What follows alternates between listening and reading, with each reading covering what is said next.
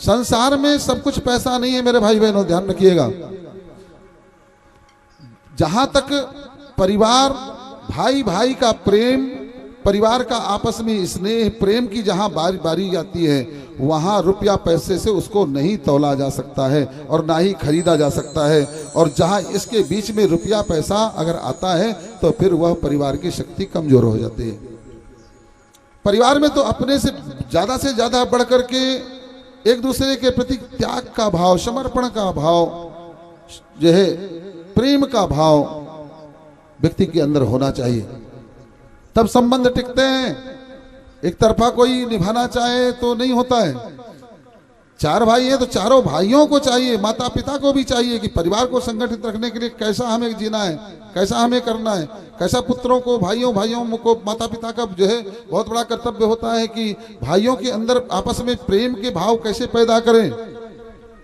मगर विडंबना ये होती है कि ज्यादातर आज जो समाज और परिवार टूट रहे हैं वो सिर्फ इसी कारण टूट रहे हैं कि भ्रात प्रेम की शिक्षा नहीं दी जाती है, भ्रात प्रेम की अहमियत की शिक्षा नहीं दी जाती है, आपस में संगठित रहने की जो अहमियत होती है उसकी शिक्षा नहीं दी जाती है, और माता पिता ही भाई भाई में बैर भाव पैदा करवा देते हैं। आज देखिए राम जी के अंदर कितना बड़ा त्याग भाव है कि मेरा भरत ही राजगद्दी क्यों नहीं बैठ सकता है ना। और इसके बाद में जब यह पूरे अयोध्या में मंगल गान और बड़ा उत्सव मनाया जाने लग गया तो इसकी आवाज कहां तक पहुंचती है? स्वर्ग तक, देवताओं तक।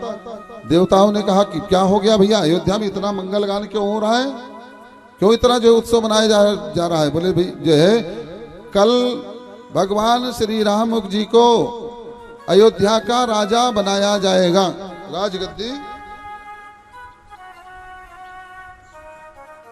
राजगद्दी दी जा रही है, इसलिए यह उत्सव अयोध्या में मनाया जा रहा है। जैसे देवताओं ने सुना तो देवता तो महाराज चिंतित हो गए कि अगर मान लीजिए राम जी की राजगद्दी हो गई अयोध्या की तो हमारा क्या होगा? अयोध्या के राजा अगर राम बनेंगे तो अयोध्या में तो राम राज्य की स्थापना हो जाएगी, वहां किसी प्रकार का जो है कष्ट नहीं होगा, किसी प्रकार का ताप नहीं होगा, मगर पूरी धरती का क्या होगा? देवताओं ने जब बैठक ली, विचार किया कि क्या किया जाए। बोले एक ही रास्ता है कि ये इस राज तिलक को रोका जाए और किसी भी तरह से राम जी को अयोध्या का राजा ना बनने दिया जाए, कुछ विघ्न डलवाइए। बोले किससे किया जा सकता है? बोले सरस्वती जी को बुलाइए। सरस्वती जी को बुलाया गया। बोले माते, देवताओं के हित के लिए, इस लोक कल्याण के लिए, समाज कल्याण के लिए ऐसा करना है, आप जाइए और किसी की बुद्धि को घुमाइए और ये जो बनाया हुआ काम है ये बिगड़ जाए। कल राम जी को राजगद्दी में कल नहीं बैठना, मतलब नहीं बैठना, कुछ ऐसा उपाय करिए। सरस्वती जी ने कहा, देवताओं कितने स्वार्थी हो आप लोग, बताओ प्रभु अगर राजगद्दी में बैठेंगे तो आपको कष्ट क्यों हो रहा है? क्या जो है आपको अच्छा नहीं लग रहा है? बोले देखिए माते, प्रभु श्री राम हैं वो ब्रह्म है और उन्हें राजगद्दी का सुख की चाह नहीं है ना। नाना वाप्तम वाप्तव्यम वर्ते उच्च कर्मणि, भगवान ने भी कहा है कि हे अर्जुन, मुझे इस संसार में कुछ अप्राप्त नहीं है जिसके लिए मैं कर्म करूं, मगर फिर भी मैं कर्म करता हूं क्योंकि मेरा अनुकरण और अनुसरण पूरा समाज करता है। तो राम जी राजगद्दी के भूखे नहीं है, ना उन्हें सुख और दुख से वो परे हैं, इसलिए जाइए समाज कल्याण के लिए, देवताओं के कल्याण के लिए किसी की मति को घुमाइए। सरस्वती जी वहां से जाती हैं और जाकर के विचार करती हैं किसकी बुद्धि में बैठूं, किसकी बुद्धि को घुमाया जा सकता है। ये तो सारे के सारे जो यहाँ पर जो है हंस वंश दशरथ जनक राम लखन से भाई, ये हंसों का वंश है। थोड़ा सा हमारी तरफ भी आने दीजिए। ये हंसों का वंश है और यहाँ पर किसी की बुद्धि को घुमाया जा सके ऐसा संभव नहीं है ना। फिर जो है सरस्वती जी ने देखा कि एक स्कूल के लोगों को नहीं जो है बुद्धि को घुमाया जा सकता, मगर किसको? जो स्कूल की नहीं है, मंथरा है, वो मंथरा आई है कैकेयी की दासी बन करके, कैकेयी की दासी बन करके वह मंथरा आई है। और इसके अंदर लोभ भी है, इसके अंदर विकार भी है, तो इसकी बुद्धि को बड़े आराम से घुमाया जा सकता है। तो सरस्वती जी सीधे जाकर इसकी बुद्धि के में बैठी मंथरा के, और मंथरा की बुद्धि में जैसे बैठी तो सब कुछ उल्टा दिखने लग गया, उल्टा।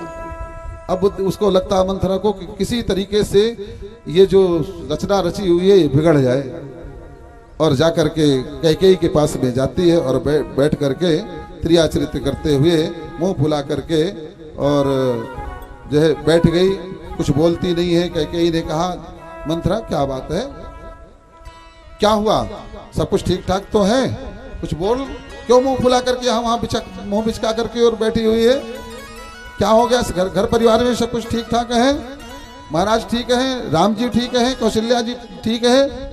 हाँ हाँ हाँ बिल्कुल, क्यों नहीं, बहुत सुंदर बहुत सुंदर, आपने सही कहा है, कौशल्या के अलावा और इसका राम के अलावा और किसी का यहाँ अच्छा नहीं है? तुम ऐसे ही सोते रहो और तुम्हारा जब तक सब लुट ना जाए तब तक जागना नहीं, तरह तरह की बातें। बोले क्या हो गया, तू बात कैसी कर रही उल्टी उल्टी, ठीक ठीक से बता क्या हुआ। देवी आपको तो कुछ पता रहता है नहीं, रहता भी नहीं है, आपको बस यही लगता रहता है कि बस राजा आपके बस में है, आपके बस में है, और वो मगर वो दिन चले गए, सब दिन एक जैसे नहीं रहते हैं। अब आज वो दिन नहीं है, अब दिखावे की बात रह गई है। कौशल्या मौका पा करके और जो है बहुत बड़ा षड्यंत्र रच चुकी है और राम को राजगद्दी होने जा रही है, कल पता है आपको। और जैसे राम को राजगद्दी की बात सुनी, अरे प्रसन्न हो करके उस हीरों का हार उतार ली, बोले ये ले क्या बात करी तूने, बहुत सुंदर खुशखबरी सुनाई है? मेरा राम मेरा बेटा राजगद्दी पर बैठे। बोले कहाँ का बेटा, कैसा बेटा, कहाँ की कौशल्या, जानते हो सवतिया डाह क्या होता है? वो सवतिया डाह का ऐसा चित्रण खींचा महाराज मंथरा ने कि कोई भी व्यक्ति जब अपना इतना भयावह भविष्य को देखेगा तो कुछ भी करने के लिए तैयार हो जाएगा। इसलिए कुसंग से बचना चाहिए। ज्यादातर घर जो टूटते हैं ना, यहाँ वहाँ की कुसंगियों से, यहाँ वहाँ की बातों से, है ना, कंफ्यूजन पैदा होती है घर में। बहन मैंने आपके देवरानी में, जेठानी में, सास में, बहू में, बाहर के लोग जब घुसते हैं और घुस का करके इसकी उसकी बुराई, यहाँ वहाँ के उल्टे सीधे बात, तो घर को तहस नहस कर देते हैं। इसलिए और ज्यादातर व्यक्ति का दिमाग खराब कहाँ से होता है? केवल अपने ही पूर्वाग्रह बना करके कुछ भी सोच लेना कि कहीं ऐसा ना हो, कहीं वैसा ना हो, कहीं ये ना हो, कहीं ये वो ना हो। भविष्य की कल्पना जब व्यक्ति मनमानी करने लग जाता है तो और फिर उसको वही लगने लग जाता है कि हाँ ऐसा ही हो सकता है। अब ऐसा हो सकता है तो उससे कैसे बचा जाए, उसका निराकरण क्या किया जाए? अपने मानस में व्यक्ति ऐसा चित्रण खींच लेता है और अपने बनाए हुए उस चित्रण में ही फंस जाता है। व्यक्ति गलत ना हो, मैं गलत नहीं हूं, मगर कोई हमारे प्रति गलत भाव सोचने लग जा रही, गुरुजी तो बहुत गलत है, ऐसा है। अब उसने सोच लिया इतना सारा, तो अब उसको लगेगा नहीं गुरुजी ऐसे ही है, गुरुजी ही गलत है। या कि कोई भी व्यक्ति हो, उसकी नजर में फिर वो व्यक्ति कितना अच्छा हो, फिर भी वो गलत ही दिखेगा। इसलिए पूर्वाग्रह कभी बनाना किसी के प्रति नहीं चाहिए, जब तक कि ठीक ठीक जानकारी ना हो जाए किसी के प्रति, है ना। आज ऐसा बैर भाव पैदा किया मंथरा ने कैकेयी के अंदर राम जी के प्रति कि बोली देवी सुनो, अगर राम को राजगद्दी हो गई तो कौशल्या जो है और भी ऊंची पदवी पर चली जाएंगी, और इसके बाद में आप इस घर में नौकरानी की हैसियत से रहेंगी तो रह पाएंगी, और नहीं तो नहीं रह पाएंगी। भरत भी राम के नौकर बनकर के रहेंगे तो रह पाएंगे, और नहीं तो। अब देखिए जब ऐसी कोई बात करे तो कैकेयी ने कहा कि सुनो जो है मंथरा, मैं ऐसे वैसे घर की नहीं हूँ, है मैं राजा की भी लड़की हूँ, और मैं जीवन में कभी भी अपने शवत की सेवा करने वाली नहीं हूँ। भले मुझे जो है यहाँ से मुझे मायके में जाकर के रहना पड़े। अरे मायके में जाए आपके दुश्मन, मैं बता रही हूँ वैसा करो ना, क्या करना है। उसने कहा कि देखो आप तो भूल गई, मगर जो है मैं बताती हूँ, आपके दो साथी वरदान हैं राजा महाराज दशरथ जी से मांगने के लिए, उनको मांगिए, समय आ गया है। कोप भवन में जाइए और जाकर के वहाँ बैठिए, और दो वरदान मांगना है आपको। क्या मांगना है इस समय पर? भरत को राजगद्दी मांग लेना है और राम को वनवास मांग लेना है। और एक बात का ध्यान रखना, जब तक कि महाराज दशरथ, राम की शपथ ना खा लें तब तक आप मांगना नहीं, चुपचाप रहना, नहीं आपको बातों में बहला देंगे घुमा फिरा करके और कुछ कुछ नहीं देंगे। इतना उसको जो है भर करके और भेजती है मंत्रा।